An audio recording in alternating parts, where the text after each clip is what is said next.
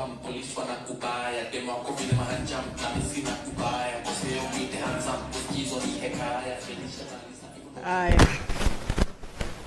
you very much, Ngugi. You know, I met Ngugi last year, a year ago, and I met him in Bondo town. So I know people have been asking, how did Ngugi become a senator all of a sudden? You have to come to Bondo.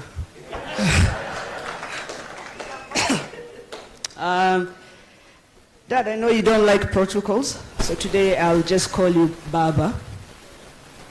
My name is Winnie Odinga Koth Juma Neema Odinga, but you can call me Kazi, or in Kijaluo they call me Chogo, which is Kitinda Mimba.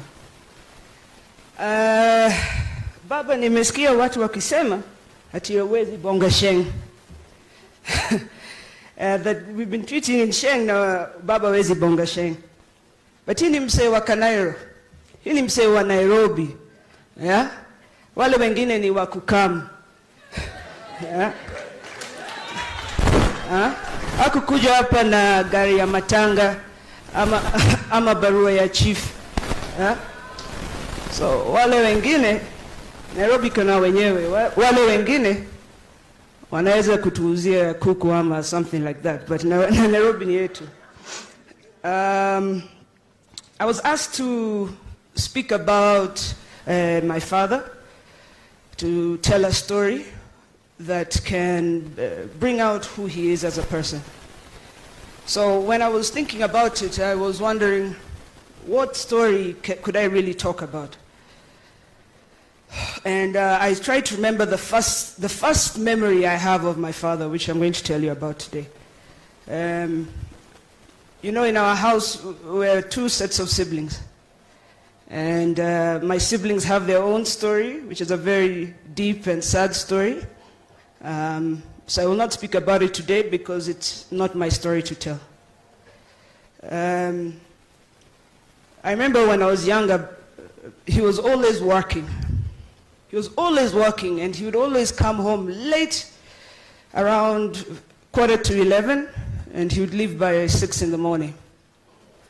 So I remember wanting to wait for him.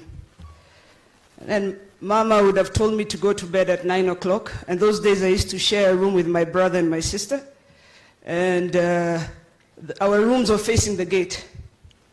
So when the car would come, I would get out of bed and I would rush downstairs and open the door. But the key used to be put so high up. So I used to take a broom and hit the key until Mama tied for me a rope where I could reach the key. So I would open the door. And when you open the door, I would see him there with a briefcase, his newspapers, and a big phone. And when you'd see me, he would get so excited. He used to pick me up, he'd put me on his shoulders, and we would go around the sitting room, and he used to sing this nursery rhyme. It was in Dholuo, I don't remember the words, but I remember it was about a donkey. And it would go something like that, then the end would go, hee-haw, hee-haw, hee-haw. And he used to do that, hee-haw, and we would collapse on the chair. Then he would sit on the chair, I would go down quickly, I'd untie his shoes, take his shoes to the door, take the briefcase to the room with the phone, put it on the charger. I walk into the room, Mama is asking me why I'm still awake. Then I'd run downstairs, we'd watch the 11 o'clock news, and see you next time. So next time was not it wasn't today, tomorrow, whatever, it was long periods of time. So one day I asked him, where do you go? Why do you always come so late? What do you do? And he told me, I'm going to show you where I go. So that time, it was about 97, we went for an NDP rally. And that was the time of Tinga. And he put me on the tractor he was on.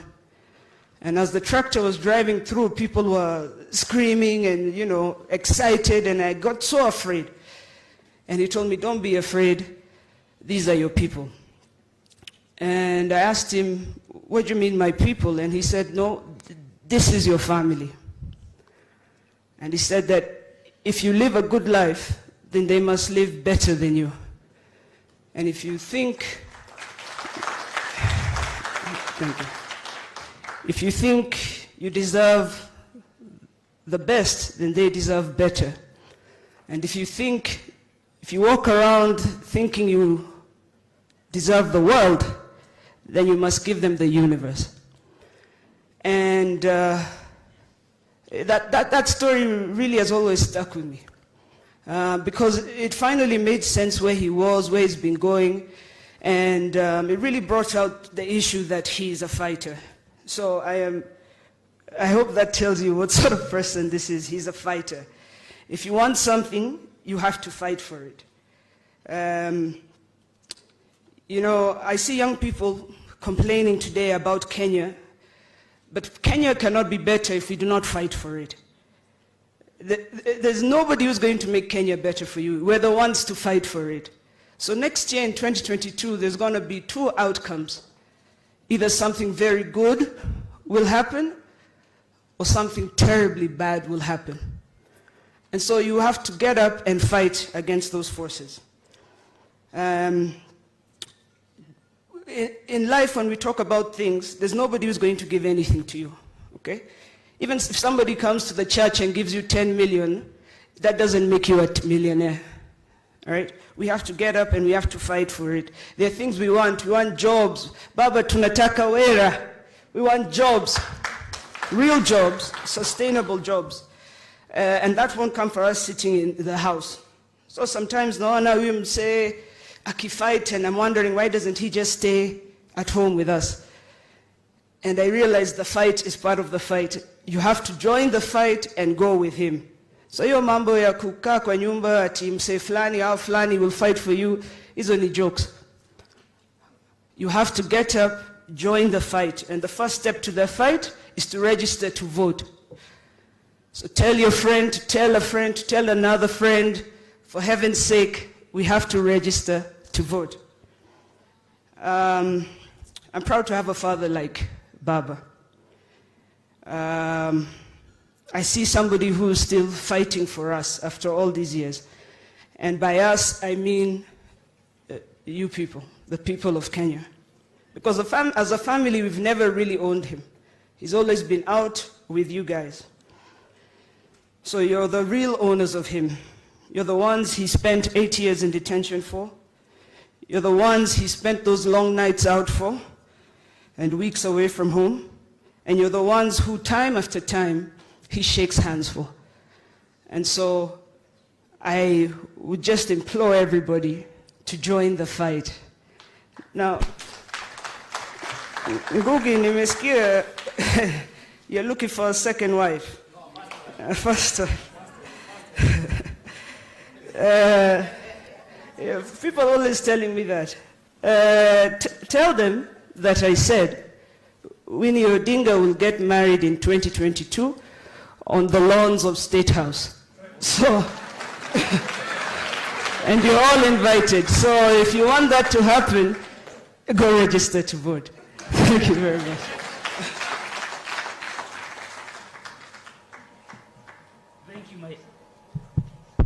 Thank you, my sister. By the powers,